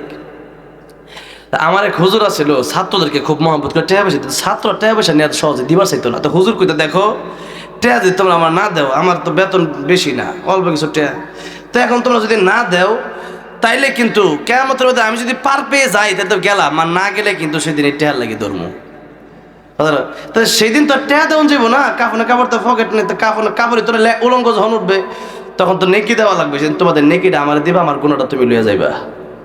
তাহলে দেখেন কিয়ামতের মধ্যে যদি মানুষের হক নষ্ট করা হয়, তাহলে সেদিন টাকা দিয়ে পরিশোধ করার কোনো সিস্টেম, যেহেতু ব্যাংক ব্যালেন্স নাই, টাকা পয়সা নাই, সব উদাও হয়ে যাবে। এই কাগজের টাকা আগামী বিশ্বে এই টাকার কোনো মূল্যই থাকবে না, দেখা গেছে খালি সংখ্যা, বোঝা নাই, মানে বিকাশে মারবো, ব্যাংকে মারবো, বিকাশে পাঠাইতেছি, নগদে পাঠা দিতেছি, কত রকম কত সিস্টেম বার হয়েছে, যেরকম ঠিক না বে ঠিক, এখন আর ক্যাশ চলে না। আর বিদেশে খালি দেখছি যে খালি কার্ড চলে, কার্ড খাইতে গেলে কার্ড, ভিক্ষাও করে মাঝে কার্ড দিয়া, কথা হচ্ছে এটিএম কার্ড যায়। তো এইরকম দেখেন যে কার্ড দিয়া শুরু হয়েছে, আগামীতে টাকার এরকম ইয়া থাক, কাগজের নোট এরকম আগামীতে আস্তে আস্তে হয়তো উঠে যাবে। তো এখন দেখেন কেমন কাগজের নোট মোট কিছু নেই, কিন্তু ন্যাক আমল তো কিছু কিছু করবে, এখন ন্যাক আমলও নয়, তাহলে কি হবে, গুনাহ ছিল এই গুনাহ তারে দেও, হ্যাঁ জাহান্নামে জ্বলতো 100,000 বছর, এখন তোমার গুনাহ লয়ে জ্বলবো 150,000 বছর, কথাটা বোঝেন না, আযাব বাড়বো, আর তোমারে আমি আল্লাহর পক্ষ থেকে সওয়াব দিয়ে দিলাম, গুনার যেহেতু বার কমে গেছে, নেকের বার তাহলে বাইরে গেছে, তাইলে তুমি জান্নাতে যাও, ও কোন ডিম পরিমাণ যার নেক আমল বাড়বে সে জান্নাতে চলে যাবে, যেরকম সুবহানাল্লাহ। তাহলে বলেন বান্দার হক নষ্ট করা যাবে? ওয়াজগুলো মনে রাখেন, বান্দার হক সাবধান। আমার ওয়াইফ একদিন একটা গাছের পাতা ছিটতেছিলাম, তারা বলছে একটা গাছের পাতা, এইবার যদি খালি এই কথাটা যদি কয় তোমার যে গাছের পাতা কে লিখেছিল, তখন কি কইবা, সাবধান, একটা গাছের পাতাও ছিঁড়া যাবে না, এত ভয় পাইতে হবে। মানুষ বান্দার হক, কারণ আল্লাহর হক আল্লাহ রহমান রহিম, আল্লাহ মাফ করে দিতে পারেন, কিন্তু বান্দার হক আল্লাহ মাফ কোনোদিন করবেন না। শুধু বান্দার হকের ব্যাপারে খুব সাবধানতা অবলম্বন করতে হবে। যাই হোক, আলোচনা করতে করতে আসলে অনেক সময় অনেক কথা আলোচনা করলাম, এবার আসুন যে আয়াতটা পড়ছি আলোচনা শুরু করা যাক, আসল আলোচনা, নাকি বলেন? কষ্ট হইতেছে আপনাদের? আর আধা ঘন্টা কি সময় দেওয়া যাইব? একটু জোরে সরে তাকবীর, লিল্লাহি তাকবীর, লিল্লাহি তাকবীর। কোরআন সুন্নাহ যেখানে, হক্কানি আলেম যেখানে, নারায়ে তাকবীর। আল্লাহ আজকের আল্লাহ আকবার স্লোগানটা তুমি কবুল করে নিয়ে জোরে কোন আমিন। এখন একটু পরে যাইতাছি, খালি একটু মূল কথাটা একটু কইয়া লই যে আয়াতটা আমি তিলাওয়াত করেছিলাম সূরা লোকমান। জোরে বলেন কোন সূরা? লোকমান একজন ব্যক্তির নাম। আল্লাহ তার এত মহব্বত করছে, এত ভালোবাসছে, তার আমলের কাছে এত পছন্দ হইছে যে লোকমান হাকিম, হযরত লোকমান হাকিম কিছু কথা তার সন্তানকে নসিহত করছে। ওই কথাগুলো আল্লাহর কাছে এত ভালো লাগছে, আল্লাহ কোরআন শরীফে এই কথাগুলা কোট করে দিয়েছে। জোরে কোন সুবহানাল্লাহ। যে আল্লাহ তার কত ভালোবাসছে। অথচ লোকমান হাকিম ছিলেন একজন চাকরিজীবী, একজন রাখাল। কি ছিলেন? একজন রাখাল। আবার তিনি ছিলেন খুবই কালো, খুবই কালো, কিন্তু তিনি আল্লাহর কাছে ছিলেন বড় ভালো। আল্লাহর কাছে ছিলেন বড়। হযরতে বেলাল সুন্দর না কালো? কালো, কালো বেলাল। তো কালো বেলাল, কিন্তু দাম আল্লাহর কাছে কম না বেশি? ৮,০০০ কম। আল্লাহর বিশ্বনবী রাহমাতুল লিল আলামিন মেরাজের রজনীতে যখন জান্নাতের ভিতরে প্রবেশ করলেন, আল্লাহর নবী তিনি শুনতে পাচ্ছেন কার যেন টক টক হাঁটার আওয়াজ শোনা যায়। আল্লাহর নবী বলেন, জিবরাইল কার হাঁটার আওয়াজ শোনা যায়? এমনি জিবরাইল আমিন বলেন, ইয়া রাসূলুল্লাহ, ইয়া হাবিবাল্লাহ, আপনার সাহাবী হযরতে বেলাল রাদিয়াল্লাহু আনহু জমিনে হাঁটে, তার হাঁটার আওয়াজ আল্লাহর তরি জান্নাতের ভিতরে এসে পৌঁছে যায়। আল্লাহু আকবার। হযরতে বেলাল হাঁটে জমিনে, তার হাঁটার আওয়াজ জান্নাতে চলে যায়। সম্মানটা আল্লাহ কম দিছে না বেশি দিছে? মালাকুল মউত যখন আসে, বেলাল তোমার আল্লাহ সালাম জানাইছে। জোরে কোন সুবহানাল্লাহ। বেলাল দেখেন আল্লাহ সালাম জানাইছে। দেখেন কি মুহাব্বত আল্লাহরে বেলাল, মানে বেলাল যে আল্লাহ করে, যে আল্লাহ মৃত্যুর সময় বেলালকে সালাম দেয়। তো ওই মৃত্যুর সময় ঘটনা করছে, সেগুলো আজকে সম্ভব না। তো এবার দেখেন হযরতে বেলাল রাদিয়াল্লাহু আনহু কালো, কিন্তু তিনি আল্লাহর কাছে বড় ভালো। আল্লাহর কাছে তিনি বড় ভালো। তাই আল্লাহ রাব্বুল আলামিন সূরা হুজরাতের ভিতরে বলেছেন, পৃথিবীর মানুষেরা কালো আর দলার মাধ্যমে আমি আল্লাহর কাছে দামি হওয়া যাবে না। দুনিয়ার গরিব হওয়ার মাধ্যমে আমি আল্লাহর কাছে দামি হওয়া যাবে না। লম্বার কাটা হওয়ার মাধ্যমে আমি আল্লাহর কাছে দামি হওয়া যাবে না। মোটার চিকন হওয়ার মাধ্যমে আমি আল্লাহর কাছে দামি হওয়া যাবে না। নেতার প্রজা হয়ে আমি আল্লাহর কাছে দামি হওয়া যাবে না। আমি আল্লাহর কাছে যদি দামি হতে হয়, ইন্না আকরামাকুম ইনদাল্লাহি আতকাকুম, যার অন্তরে আল্লাহর ভয় যত বেশি, তার দাম আল্লাহর কাছে তত বেশি। জুরে কোন সুবহানাল্লাহ। যার অন্তরে আল্লাহর ভয় যত বেশি, তার দাম আল্লাহর কাছে তত বেশি। তাই তো আল্লাহ বলেছেন, ইত্তাকুল্লাহ, হে মানুষ তোমরা আল্লাহকে ভয় করো, হে ইমানদারে তোমরা আল্লাহকে ভয় করো। আল্লাহকে ভয় করলে দেখা গেছে র্যাব, আর্মি, পুলিশ, বিডিআর যা কিছু আছে, মনে করেন যে এগুলার আল প্রয়োজন নাই যদি কেউ আল্লাহরে ভয় করে। যেমন চুরি করতে যাবে, এখন চুরি করতে গেলে যদি এই চিন্তা হয় র্যাব, আর্মি, পুলিশ আছে, এখন চুরি চিন্তা করবে যে যেদিকে র্যাব, পুলিশ, আর্মি আছে ওইদিকে চুরি করবো না, অন্য জায়গায় করবো, কারণ পুলিশ র্যাব যেদিকে নাই সেদিকে করবো। তাহলে এই লোকটা দেখা গেছে যে চুরি করতে পারে। কিন্তু এই লোকটার মনে যদি এতটুকু থাকে যে আমাদের দুনিয়ার কেউ দেখে না, আমার চুরিটা কেউ দেখবে না, কিন্তু আমার আল্লাহ অবশ্যই আমার দেখতেছেন, এবং এই চুরির কারণে আমাকে জাহান্নামের আগুনে জ্বলতে হবে। এই জাহান্নামের আগুনের ভয়াবহতা কত বেশি! এই জাহান্নামের আগুন কলিজা শুদ্ধ পড়ে যাবে, সারখার হয়ে যাবে, লা ইয়ামুতু ফিহা ওয়ালা ইয়াহইয়া। সেদিন মানুষ কি বিপদে পড়বে, আল্লাহ মরবেও না বাঁচবে না। আর আরেক আয়াতের ভিতরে আসছে, তখন মানুষ বলবে, রব্বানা আখরিজনা মিনহা ফাইন উদনা ফাইন্না যালিমুন। আল্লাহ জাহান্নাম থেকে আমাদেরকে একটু বের করে দেন, আমরা আর নামাজ ছাড়বো না, আমরা কোরআন তেলাওয়াত করবো, আমরা ভালো কাজ, আর আমাদেরকে আপনি জালেমের অন্তর্ভুক্ত হতে দেখবেন না, পাবেন না। তো আল্লাহ সেদিন কি বলবেন, একটু এই কথাটা ভালো করে শুনেন। আল্লাহ সেদিন বলবেন, ক্বালা ইখসাউ ফিহা ওয়া লা তুকাল্লিমুন, আজকে জাহান্নামে লাঞ্ছিত অবস্থায় পড়ে থাক, কোনো কথা বলবি না, চুপ। আল্লাহ যেদিন চুপ বলবেন, চুপ, কোনো কথা বলবি না, চুপ, কোনো কথা নাই। আল্লাহ যদি এই কথা বলেন, আমার তো মনে হয় জাহান্নামের কষ্ট থেকে ওই কথাটা বেশি কষ্ট হবে, যে আল্লাহ বলবে যে তোর লাঞ্ছিত অবস্থা তোর জাহান্নামে পড়ে থাক, আজকে আমি আমার সাথে কোনো কথা বলবি না, দুনিয়াতে আমার চিনস নাই, আমার গালি দিস, আজকে জাহান্নামে থাক, জাহান্নামে শুধু থাক, বলবে লাঞ্ছিত অবস্থায় পড়ে থাক। আর ওয়ালা তুকাল্লিমুন, আজকে আমি আল্লাহ তোদের সাথে কোনো কথা বলবো না, চুপ। আল্লাহ যেদিন বলবে চুপ, যাওয়ার কোনো জায়গা আছে? হ্যাঁ, দয়া দেখানোর কেউ আছে? আর ফেরেশতা, ফেরেশতা হইল অন্ধ, বধির, কানে শুনে না, মারবে কিন্তু দেখা যাবে চোখে দেখবে না, মায়া লাগবে, দেখা যাবে সুরে দইরা মারার পরে যখন রক্তাক্ত হয়ে যায় মাথাটা যে আমার মাথা মাথা ফাইটা মরে যাবে একটু পরে, আর কত মারতে মায়া লাগে যেরকম, ঠিক না বেটি, মানুষ তো। এখন দেখা গেছে কথা হার করতাম না, এই আওয়াজ শুনে মায়া লাগে, তাক কানতাছে রে, মাথা তাক মাফ করে যা কথা, জুতাটা একটু চুরি করছে, যা মানিস না। এখন জাহান্নামের ফেরেশতা তো বধির, দেখা গেছে মারবে, মাথা ফেটে চূর্ণ বিচূর্ণ হয়ে যাবে, দেহ থেকে হাড্ডি গুঁড়া গুঁড়া হয়ে যাবে, হ্যাঁ, চক্ষুগুলো একেবারে গলে যাবে, এরপরেও চিল্লাবেন, কাঁদবেন। ফেরেশতা যেহেতু অন্ধ, চোখে দেখবে না, তার মায়াও লাগবে না, আপনি দেখাই তো না, খালি কাজ না মারা, খালি এনে খালি বাইরানি। আর অপর দিকে যেহেতু আপনার কথাও সে শুনবে না, মানুষের কথা শুনলে তো মায়া লাগে, এখন তার কথাও যেহেতু শুনবে না, সুতরাং ফেরেশতাদের তার চিল্লাচিল্লি শোনার কোনো টাইম নাই, খালি মারতে থাকবে। তো সেই জন্য আল্লাহর সাথে কিয়ামতের মধ্যে আল্লাহ যদি কথা না বলে কই যাবেন, তাহলে পরকালে আফসোস করে লাভ নাই যে আল্লাহ এখন ভালো হয়ে যাবে, এই কথা কয়ে লাভ নাই। আল্লাহ কয় দুনিয়া থাকতে ভালো হয়ে আসে, দুনিয়ায় থাকতে হায়াত থাকা কবলা মাউতিক, মরণের আগে ভালো হও, মরণের পরে ভালো হওয়ার সুযোগ নাই। তাই বলতেছিলাম কালো, কিন্তু লোকটা বড় ভালো। লোকমান হাকিম কালো, আল্লাহর কাছে অনেক ভালো। তো লোকমান হাকিমের কথা আল্লাহ কোট করে দিয়েছিনি, কিন্তু আবার সূরা লোকমান, একটা গোটা সূরাটাই, এই সূরার নাম হচ্ছে সূরা লোকমান, ওই ব্যক্তির নামে যে ব্যক্তি আল্লাহর অনেক পছন্দনীয়, জোরে কোন সুবহানাল্লাহ। এবার আসেন এই আয়াতের, এই সূরার তো ব্যাখ্যা আছে, শানে নজুল আছে, কিন্তু যে আয়াতটা পড়ছি 6 নম্বর আয়াত, এই আয়াতের একটা শানে নজুল আছে, অবশ্যই কারণ আছে, এটাকে শানে নজুল বলা হয়, যেই কারণে আল্লাহ আয়াত নাজিল করছে।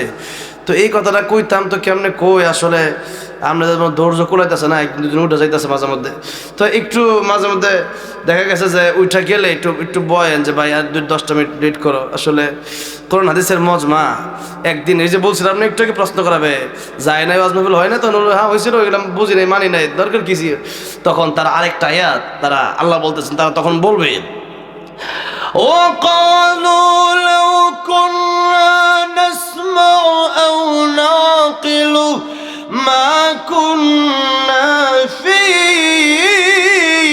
أصحاب السعير। তখন জাহান্নামীরা বলবে যদি ওই দিন যে হুজুর যে কথাগুলো বলছিল এগুলো যদি শুনতাম, মনোযোগ দিয়ে আমল করতাম, যদি অনুধাবন করতাম, না আকিলু অনুধাবন করতাম, মা কুন্না ফি আসহাবিস সাইর, তাহলে আজকে জাহান্নামে আসা লাগতো না। সেদিন আফসোস করবে। আর আল্লাহ তো বলবেন যে চুপ করে কথা বলবি না, তখন মানুষ শয়তান রাখবে, এই শয়তান তোর কারণে জাহান্নামে এলাম, তুই বলছ গান বাজনা করতে করছি, তুই বলছ যে জিনা করতে করছি, তুই বলছ সুদ খেতে খাইছি, এখন তুই বাঁচা। শয়তান কইব ইন্নাল্লাহা ওয়া'দাকুম ওয়া'দাল হক, কোরআন শরীফের আয়াত। শয়তান বলবে যে আল্লাহর ওয়াদাই সত্য ছিল, আল্লাহ যা বলছিল তা দলিল ভিত্তিক ছিল, আমি কইছি গান বাজনা করো, কোনো দলিল নাই, মাইনা লইছো। আর আল্লাহ যে কইছে গান বাজনা কইরো না, করলে কিন্তু উলাইকা লাহুম আযাবুম মুহিন, তোমাদেরকে দেখা গেছে যে তোমাদেরকে জাহান্নামে আসা লাগবে, জাহান্নামের অপমানজনক শাস্তি তোমাদেরকে দেওয়া হবে। এরপরে দলিল ভিত্তিক কোরআন শুনছো, হাদিস শুনছো, এরপরেও মানো নাই, আমারটা মানছো দলিল ছাড়া, আর আল্লাহর কোরআনের দলিল ছিল, সুন্নাহ নবীর হাদিসের দলিল ছিল, এরপরেও মানো নাই, আল্লাহরটাই সত্য ছিল। এখন তুমিও জাহান্নামে চলো, আমিও জানো যে তোমার তো কথা আমার শোনার সময় নেই, কথা শয়তানের কেউ তার কথা শোনার সময় নেই, মানছত কি আমারে তুই আল্লাহ মানলে না খেলে গিয়া। তাহলে দেখেন কিয়ামতের মধ্যে শয়তান দেখা গেছে আমার কোনো উপকার তো আসবেই না, শয়তানও বলবে যে ইন্নাল্লাহা ওয়া'দাকুম ওয়া'দাল হক, আল্লাহর যে ওয়াদা ছিল আর যে কথা ছিল, আল্লাহর যে যা বলা ছিল কোরআন, এটাই সত্য ছিল, তোমরা মানো নাই। তোমরা হুজুরের কথাটা রে একবার এটা সাধারণ মনে করছো যে হুজুর কইলেই কি, মানলেই কি, আমি না মানলেই কি। এখন আপনি যদি না মানেন তাহলে বিপদে আমি পড়বো না, আপনি নিজে পড়বেন, নিজেই বিপদে পাওয়া লাগবে, যেরকম ঠিক না ঠিক। তাহলে আসুন গান বাজনা এই যে একখানা আয়াতে কারিমা, এটা আল্লাহ পাক কেন নাজিল করছেন? বিশেষ করে এটা তো গান বাজনার কারণে নাজিল করা হয়েছে, গান বাজনার বিরুদ্ধে। বিশেষ করে আয়াতের শানে নজুলটা একটু শুনে লাই, এরপরে একটু সামনের দিকে গিয়ে আলোচনা শেষ করে দেবো ইনশাল্লাহ। আর কিছু দায়িত্ব আমার আছে আজকে, সেই দুটো দায়িত্বটাও তো পালন করা দরকার। তো কষ্ট করে মা এই আয়োজন করছে ওলামায়ে কেরাম। তাহলে একটু আসুন, যখন আল্লাহ নবী বিশ্বনবী শানে নজুল বলা হচ্ছে আয়াতের, আল্লাহ নবী বিশ্বনবী রাহমাতুল লিল আলামিন যখন কোরআন তেলাওয়াত করে, কোরআন শরীফ তেলাওয়াতে প্রত্যেকটা আয়াতে মিল আছে না? আর কত মজা! এক একজন কারি সাহেব পরে এক এক রকম মজা লাগে, যেরকম ঠিক না ঠিক? এবারে কয়েকদিন আগে বিদেশ থেকে অনেক কারি সাহেবরা আসছিল, এক একজনের তেলাওয়াত নিয়ে এক এক রকম মজা, যেরকম ঠিক না ঠিক? আমিও গেছিলাম সেখানে। তো যাই হোক, কারি আব্দুল বাসাত তার তেলাওয়াত একরকম মজা, আবার শেখ আব্দুর রহমান সুদাইসি ওনার তেলাওয়াতে আরেক রকম মজা, আবার শেখ আইয়ুব ওনার তেলাওয়াতে আরেক রকম মজা, আবার দেখা গেছে যে শেখ আহমেদ তালেব মদিনার ইমাম ওনার তেলাওয়াতি আরেক রকম মজা, আবার শেখ সুরাইম ওনার তেলাওয়াতি আরেক রকম মজা। তো এক একজন তেলাওয়াতের এক এক রকম আর কি মজা। তো দেখা গেছে যে আল্লাহর কোরআন শরীফ যখন বিশ্বনবী রাহমাতুল লিল আলামিন তেলাওয়াত করতেন, মজাটা কম লাগতো না বেশি লাগতো? কাফের বিমানে কয় মুহাম্মদ মন্ত্র পড়ে, এর কাছে যাইও না, তোমরা মন্ত্র শুনে পাগল হয়ে যাবে। মাইনছে কয় যে এই বালা লোক যার চরিত্র এত সুন্দর, 40টা বছর জীবনে একটা মিথ্যা কথা বলে নাই, এই লোকটা পাগল হয়ে গেছে, দেখে আসি। কথাটা বোঝেন নাই? আর মন্ত্র যে পরে মন্ত্র তখন কি যে কয় তখন মিলছিল নাই গিয়া। যেই মাত্র আল্লাহর নবী বিশ্ব নবী রাহমাতুল লিল আলামিন কোরআন তেলাওয়াত করে, কাফের বেঈমানেরা কোরআনের বিরোধিতার দিনে করে, দিনে মজমা কইরা কয় কোরআনের কাছে যাইও না, আর রাতের বেলা আবু জাহেল নিজেই কোরআন তেলাওয়াত শোনার জন্য দৌড়াইয়া যায়। আল্লাহু আকবার। এমনভাবে দেখা যায় ওই সময়ের কাফের বেঈমানগুলো আল্লাহর নবীর কাছে যখন এসে দেখে নবী কি যেন তেলাওয়াত করে, তারা তো বলেছিল মন্ত্রের মধ্যে মিল নাই, কিন্তু আল্লাহর কোরআন শরীফে মিল আছে না নাই? প্রত্যেক আয়াতে মিল আছে না? والشمس وضحاها والقمر إذا تلاها والنهار إذا جلاها والليل إذا يغشاها والسماء وما بناها والأرض وما طحاها ونفس وما سواها فألهمها فجورها وتقواها قد أفلح من زكاها وقد خاب من دساها كذبت ثمود بطغواها إذ انبعث أشقاها فقال لهم رسول الله ناقة الله وسقياها فكذبوه فعقروها فدمدم عليهم ربهم بذنبهم فسواها ولا يخاف عقباها জোরে বলেন আল্লাহু আকবার। শেষে খালি হা হা মিল আছে না নাই? والنجم إذا هوى ما ضل صاحبكم وما غوى وما ينطق عن الهوى খালি হাওয়া গাওয়া মিল আছে না নাই? আবার দেখেন والطور وكتاب مسطور في رق منشور والبيت المعمور শেষে খালি রা মিল আছে না নাই? الرحمن علم القرآن خلق الإنسان علمه البيان الشمس والقمر بحسبان والنجم والشجر يسجدان والسماء رفعها ووضع الميزان ألا تطغوا في الميزان وأقيموا الوزن بالقسط ولا تخسروا الميزان ششك للنون أرنون ميلا سناني قل هو الله أحد الله الصمد لم يلد ولم يولد ولم يكن له كفوا أحد ششك لدال القلقل ميلا سناني قل أعوذ برب الناس ملك الناس إله الناس من شر الوسواس الخناس الذي يوسوس في صدور الناس من الجنة والناس এই 6টা আয়াতের শেষে খালি নাস নাস নাস নাস নাস নাস, মিল আছে না নাই? যাই মাত্র কাফের বেঈমান দেখলো আল্লাহর নবী কোরআন তেলাওয়াত করে, আর আল্লাহ চ্যালেঞ্জ করে দিয়েছেন, যদি তোমরা পারো এমন একটা সূরা বানায় আমারে দেখাও। কেউ বানাইতে পারে না, আর মন্ত্রে কোনো মিল নাই। আল্লাহর কোরআনের প্রত্যেকটা আয়াত কত সুন্দর ছন্দে ছন্দে মিল, আর এমন এমন কথা জীবনে কোনো দিন আমরা শুনি নাই। নবীর উস্তাদ তো দুনিয়ার কোনো মানুষ হতে পারেন না, নবীর উস্তাদ তো স্বয়ং আল্লাহ হবেন, যার কারণে দুনিয়ার কোনো নবী দুনিয়ার কোনো মানুষের কাছ থেকে পড়াশোনা করেন না, বরং আল্লাহ সরাসরি তাদের উস্তাদ হয়। কিন্তু গোলাম আহমদ কাদিয়ানি মেট্রিক পরীক্ষায় 3 বার ফেল মারছে। কবার ফেল মারছে? ফেল মারুক আর ফাঁস মারুক, দুনিয়া মানুষের কাছে পড়ছে তো 1 2 3 4 5 6 7 8 9 10 দেহেরা মেট্রিক পরীক্ষায় ফেল। খালি ফেল না, মরণটা নবীর মরণের সময় দরজার বাইরে থেকে আজরাইল আসসালাতু আসসালামু আলাইকা ইয়া রাসূলুল্লাহ, ইয়া নবী ইয়া রাসূলুল্লাহ, আপনি অনুমতি দিলে দরজা খুললে আমি যাব। আর মালাকুল আর হ্যাঁ কত বড় ফাজিলের ফাজিল, কত বড় বড় মরণটা বাথরুমের ভিতরে হয়েছে। কইছে বাথরুমে। দেখেন যে যেমন আল্লাহ নবীর অনেক ঈসা আলাইহিস সালাম ঘটনা আছে, যে যখন এগুলো তো আসলে অনেক লম্বা হয়ে যাবে, আজকে বাদ দিলাম এটা, ঈসা আলাইহিস সালামের কথা বাদ দিলাম। আল্লাহ নবীর কাছে যখন জিবরাইল এসে ইকরা, আপনি পড়েন, নবী কয় মা আনা বিকারিন, আমি পড়তে জানি না। জানবে কেমন? নবীর তো কোনো দুনিয়ার কোনো উস্তাদ ছিল না, তো নবীর এখন এই মাত্র আল্লাহ শুরু করে, তাহলে কি উতিতু ইলমাল আউয়ালিন ওয়াল আখিরিন, নবীর ইলম আর যা দুনিয়ার কোনো মানুষের কাছে পড়ে নাই তো ইলম কম না। নবী কয় পৃথিবীতে যত মানুষ এসেছে আর আসবে সবার ইলম মিলে যত বেশি তার চেয়ে বেশি আল্লাহ আমাকে দান করেছেন। তাহলে গোলাম আহমদ কাদিয়ানী যে বন্ড ছিল এতে কোনো সন্দেহ? তাই তাদেরকে যারা অনুসরণ করবে করো। শেষ নবী আল্লাহ ঘোষণা খাতামান নবীন, আল্লাহর কোরআনের আয়াত, অস্বীকার করবে তারা কাফের হয়ে যাবা। মুসলমান নাম নিয়ে দেশে থাকার তোমাদের অধিকার নাই, কাফের নাম নিয়ে তোমরা থাকবা, ঠিক না বেঠে? তাই আমরা বলি কাফের কাফের কাদিয়ানী ইয়াস্তে, কাফের কাফের কাদিয়ানী কাফের, নবীর পরে নবী নাই। এখানে হুজুরের সামনে কোন সংসদে আইন চাই, নবীর পরে নবী নাই, কাফের কাফের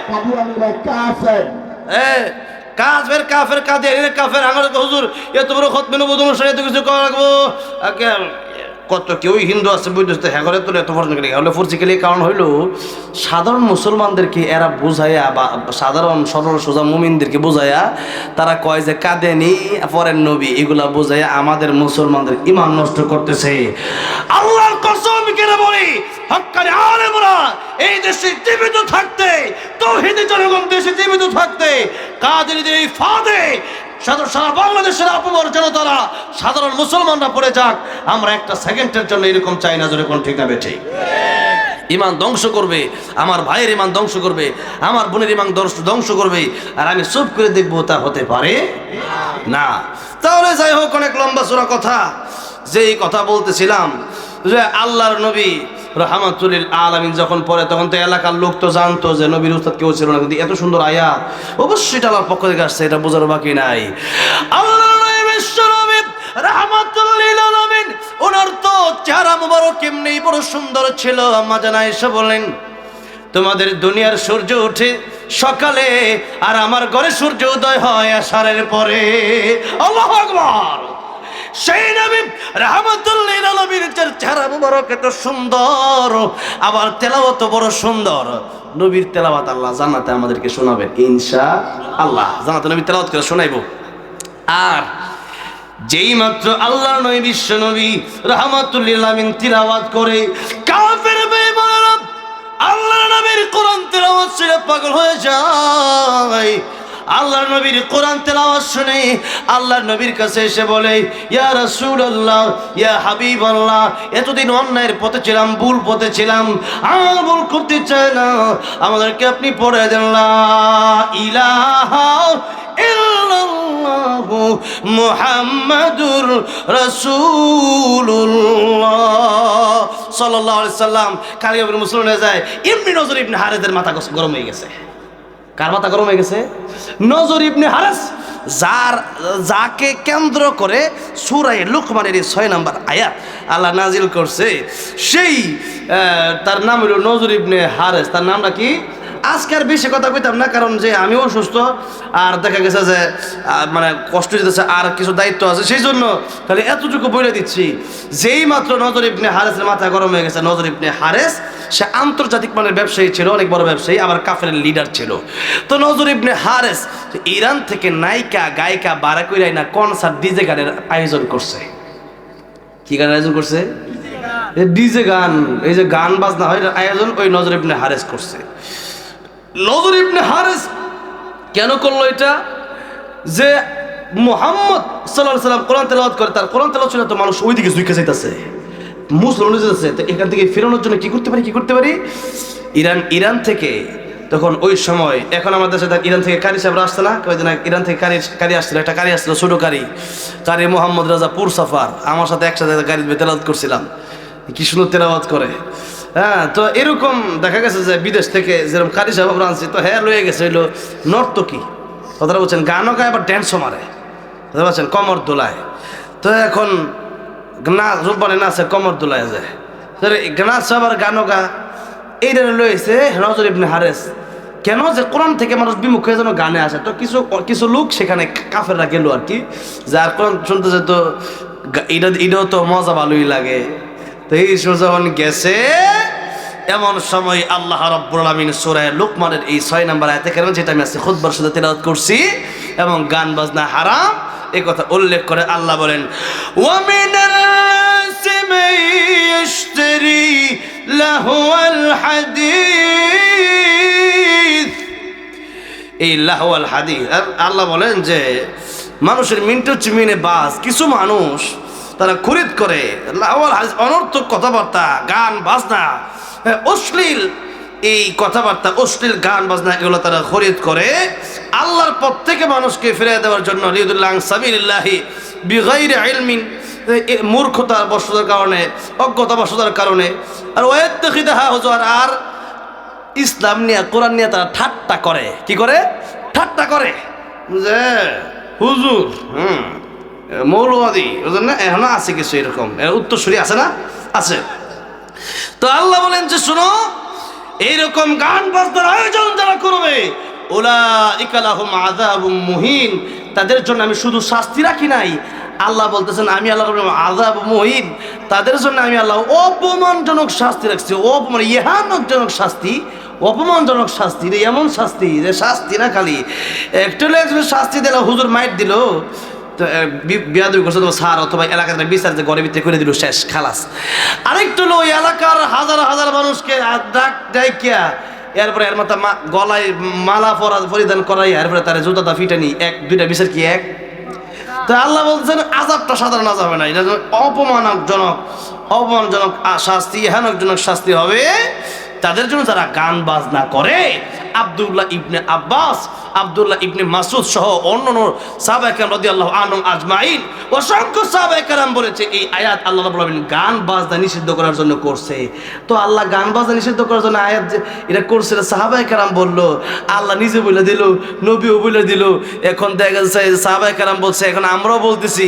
আর এখন এই বাউল যারা তথাকথিত বাউল, এরা এখন বের হইছে, জীবনে কোরআন শরীফ সহি শুদ্ধ করে পড়তে পারে না, ফাতিহা বুম মারলে সহি শুদ্ধ করে একটা দিকে রব্বানা নাকাল হামদ, কথাটা বুঝছেন? আরেকটা দিকে ওয়া কাদা রাব্বুকা, ওয়া কাদা বলে, কথাটা বোঝেন নাই? হ্যাঁ, এর সাথে দেখা গেছে যে এই সমস্ত আউলা বাউলা এদের নাস্তিক, আহমদ শরীফ হলো নাস্তিকদের গুরু। আহমদ শরীফ নাস্তিকদের গুরু, আল্লাহ মানে না, কিন্তু বাউলদের পক্ষে সে বই লেখে, কথাটা বোঝেন?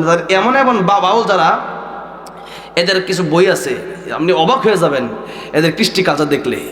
আমি এই সমস্ত উচ্চারণ করতে পারবো না, মেয়েদের যে হয় মাসে মাসে ওইগুলা, আর এরপরে পুরুষের বীর্য, এই সমস্ত বিষয়, এগুলা খাইলে নাকি মানুষের রোগ ভালো হয়ে যায়, এই সমস্ত বিভিন্ন নামাজ নাকি মনের নামাজ বড় নামাজ, হ্যাঁ, নিজে পড়তে পারবে না, এরপরে মৃত্যুর পরে, মৃত্যুর আগে বিভিন্ন সময় একটা এদের ঘটনা কইতাছে, একটা এক বাউল যে এক আল্লাহর ওলি না কি কইছে যে তোর আমার কাছে মুড়ি দিতে হইলে তোর সবচেয়ে সুন্দরী মেয়েটা আমার কাছে না মদ পান তাইলে দিব আমি খামো, তাহলে তোর মুড়িদ বানামো।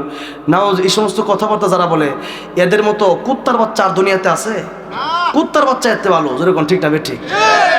আল্লাহ এটা আমার কথা না, উলাইকা কাল আনআমি বাল হুম আল্লাহ, এরা তো কুকুর মতো না, কুকুর তো আল্লাহর ইবাদত করে, এরা তো আল্লাহ নাফরমানি করতে করতে চূড়ান্ত পর্যায়ে এমন পর্যায়ে যায় যে আল্লাহকে নিয়ে মিথ্যা কথা বলে, তারা রাসূলকে নিয়ে মিথ্যা কথা বলে, এরপরে বলে যে হালাল হারাম গাড মাছ না কই আছে, এরা কোরআন শরীফে মোল্লা মৌলবীরা দেখাক, মোল্লা মৌলবী যেমনে কয় মনে আমরা যেমন কোরআন শরীফ পড়ছি না, আর এমন একটা ভাব ধরে এই সমস্ত ফতিতা করে লই আমরা যেগুলো ফতিতা এদেরকে। আর একটা বাউল মেয়ে শিল্পী দেখছি সাক্ষাৎকার দিছে, আর আজকে ঠাকুরগাঁও দেখছি একবারে তহিতে কোনো জনম রাম দোলাই দিচ্ছে, এরকম ঠিক ঠিক। আবার কয়েকদিন আগে দেখলাম এই যে মানিকগঞ্জে এমন রাম দোলাই দিছে গিয়া পানির মধ্যে পড়ছে, কথাটা বলছেন না? এরকম ভাবে প্রত্যেকটা জায়গায় এদের বিরুদ্ধে আমাদের অবস্থান গ্রহণ করতে হবে। আল্লাহর পক্ষে যাবেন নয়তো শিরিকের পক্ষে যাবেন। আল্লাহর পক্ষে যদি যান, যদি মারাও যান সাথে সাথে জান্নাত পাবেন, আর শয়তানের পক্ষ নেবেন তাহলে কিয়ামতের ময়দানে ইহলোকজনক শাস্তি আপনার ভোগ করা লাগবে। তাহলে চিন্তা করে দেখেন আপনি কোন দিকে যাবেন। এটা এমন নয় যে দুই পক্ষের মারামারি, দুইজনই মুসলমান, এটা এমন নয়, এটা তাওহীদ এবং শিরিকের লড়াই, এটা আল্লাহর পক্ষ থেকে এবং শয়তানের দুই দলের লড়াই। উলাইকা হিজবুল্লাহ উলাইকা হিজবুশ শয়তান, একটা আল্লাহর দল একটা শয়তানের দল। যারা আল্লাহর পক্ষে থাকে আল্লাহর দল, যারা শয়তানের পক্ষে কথা বলে এদের পক্ষে যারা কথা বলে এরা হইলো এদের দলের লোক, এরা শয়তানের দলের লোক। দেখে গেছে যে আল্লাহর বিরুদ্ধে এমন সমস্ত কথা বলছে আল্লাহর মুনাফিক কয়। নাউজুবিল্লাহ কোন নাউজুবিল্লাহ কেমনে কই আল্লাহর মুখ আর কি কইতাম, এটা আর কইতাম না থাক, এটা এই বলে এক, এইটা বলি এক, নাউজুবিল্লাহ কোন, এটা কেমনে কব আমি, এটা তো বলতে পারো না আমার। আর এই সমস্ত আর এরা মানে যারা বাউল, বাউলুন শব্দের অর্থ হলো পেশাব। বাউলুন শব্দের অর্থ কি? পেশাব। হাদিস শরীফের ভিতরে এই শব্দ আসছে বাউল। বাউলুন শব্দের হলো মুত, ফসরাব। এই পেশাব এরা তো আরবি জানে না, ওর তো জানবো কি, কথাটা বুঝেন নাই?